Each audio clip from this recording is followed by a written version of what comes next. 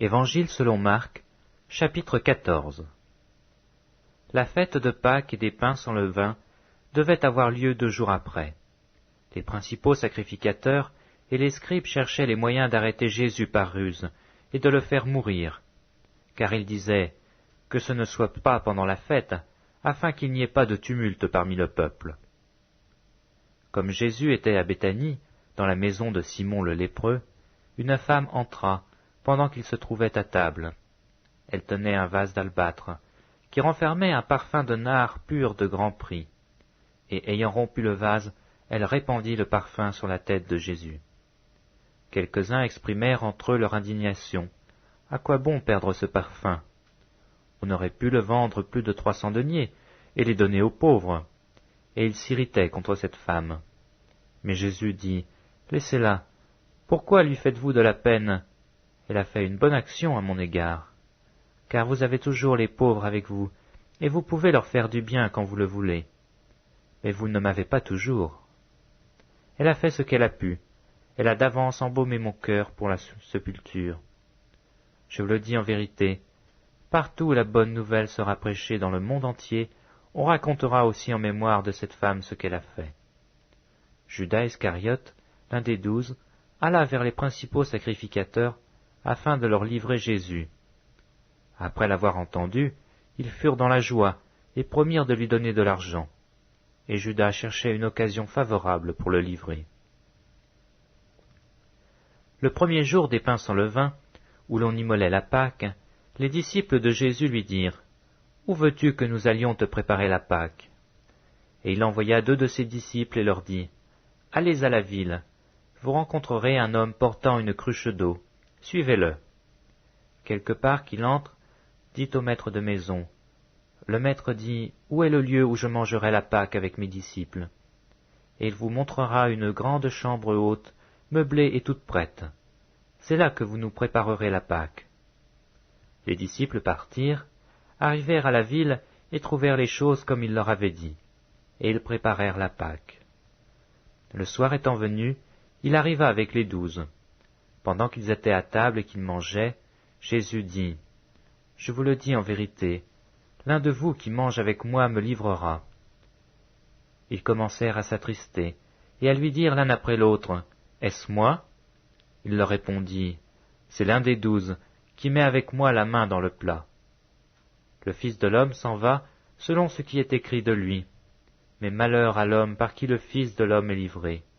Mieux vaudrait pour cet homme qu'il ne fût pas né. » Pendant qu'ils mangeaient, Jésus prit du pain, et après avoir rendu grâce, il le rompit, et le leur donna en disant, « Prenez, ceci est mon corps. » Il prit ensuite une coupe, et après avoir rendu grâce, il la leur donna, et ils en burent tous. Et il leur dit, « Ceci est mon sang, le sang de l'alliance qui est répandu pour plusieurs.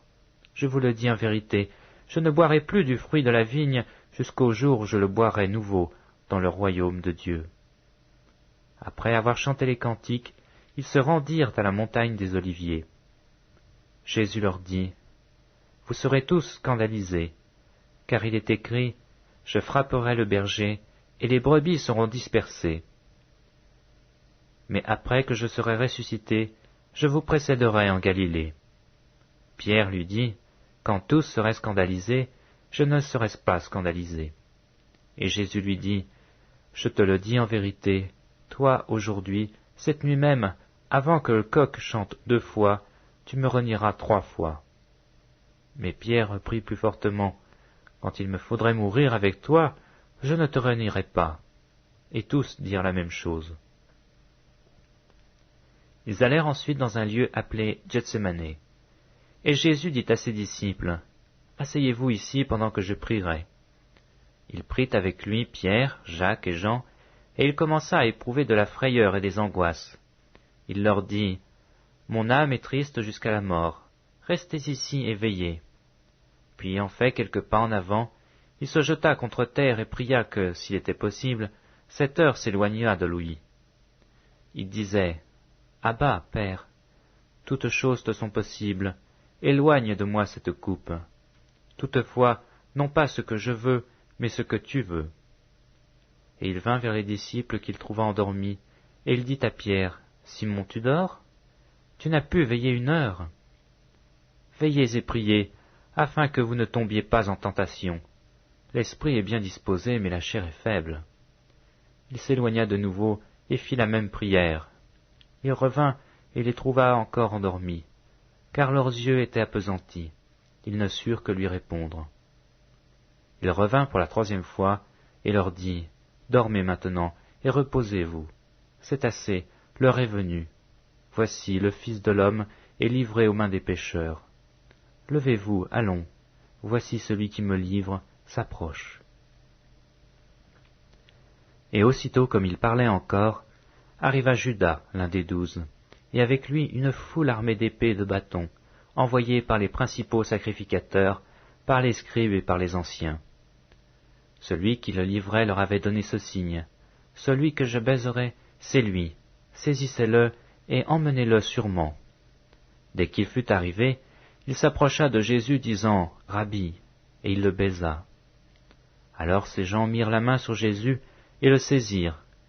Un de ceux qui étaient là, tirant l'épée, frappa le serviteur du souverain sacrificateur, et lui emporta l'oreille. Jésus, prenant la parole, leur dit, « Vous êtes venus comme après un brigand, avec des épées et des bâtons, pour vous emparer de moi. J'étais tous les jours parmi vous, enseignant dans le temple, et vous ne m'avez pas saisi, mais c'est afin que les Écritures soient accomplies. » Alors tous l'abandonnèrent et prirent la fuite. Un jeune homme le suivait. N'ayant sur le corps qu'un drap, on se saisit de lui. Mais il lâcha son vêtement et se sauva tout nu.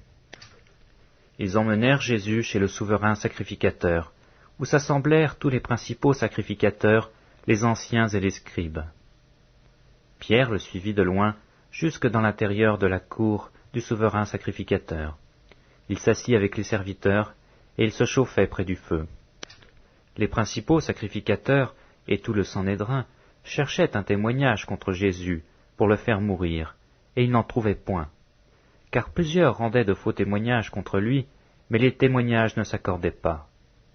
Quelques-uns se levèrent et portèrent un faux témoignage contre lui, disant, « Nous l'avons entendu dire, je détruirai ce temple fait de main d'homme, et en 3 jours j'en bâtirai un autre, qui ne sera pas fait de main d'homme. » Même sur ce point-là, leur témoignage ne s'accordait pas. Alors le souverain sacrificateur, se levant au milieu de l'assemblée, interrogea Jésus, et dit, « Ne réponds-tu rien? Qu'est-ce que ces gens déposent contre toi ?» Jésus garda le silence, et ne répondit rien. Le souverain sacrificateur l'interrogea de nouveau et lui dit, « Es-tu le Christ, le Fils du Dieu béni ?» Jésus répondit, « Je le suis. Et vous verrez le Fils de l'homme, assis à la droite de la puissance de Dieu, et venant sur les nuées du ciel. » Alors le souverain sacrificateur déchira ses vêtements et dit, « Qu'avons-nous encore besoin de témoins? Vous avez entendu le blasphème? Que vous en semble? » Tous le condamnèrent comme méritant la mort. Et quelques-uns se mirent à cracher sur lui, à lui voiler le visage et à le frapper à coups de poing, en disant, « Devine !» Et les serviteurs le reçurent en lui donnant des soufflets. Pendant que Pierre était en bas dans la cour, il vint une des servantes du souverain sacrificateur. Voyant Pierre qui se chauffait, elle le regarda et lui dit, « Toi aussi tu étais avec Jésus de Nazareth. » Il le nia, disant, « Je ne sais pas, je ne comprends pas ce que tu veux dire. » Puis il sortit pour aller dans le vestibule, et le coq chanta. La servante, l'ayant vu, se mit de nouveau à dire à ceux qui étaient présents, « Celui-ci est de ces gens-là. » Et il le nia de nouveau.